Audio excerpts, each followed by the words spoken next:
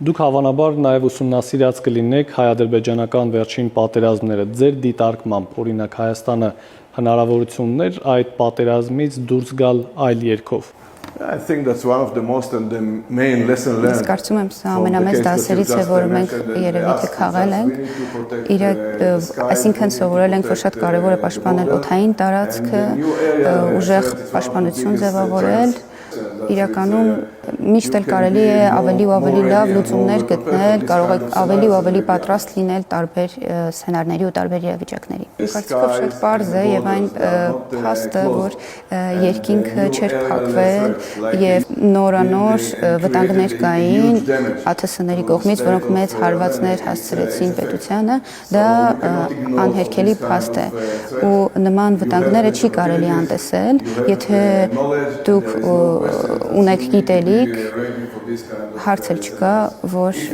դուք պետք է դրանք ծառայեցնեք ձեր նպատակին։ Եթե Հայաստանը ճիշտ ձևով կառուցեր իր պաշտպանությունը, իհարկե այլ կլիներ արդյունքը, ելքը պատերազմի, բայց ցավոք սրտի շատ դրամատիկ եղավ։ Ես եկել եմ ռազմավարական խորհուրդներ տալու, պարզաբանելու իրավիճակը եւ կառուցելու նոր փիլիսոփայություն, նոր ռազմավարություն,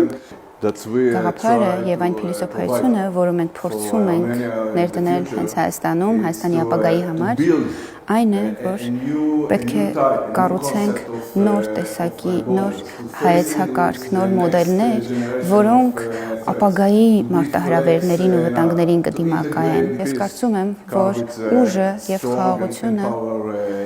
իրար հետ փոխկապակցված են։ Ուժեղ երկիրն է կարող հասնել խաղաղության, թույլը չի կարող։ Դրանք փոխկապակցված են իրար հետ։ Ուժեղ Հայաստան, ազատ ու հզոր, խաղաղ ու կայուն է, ու ապագա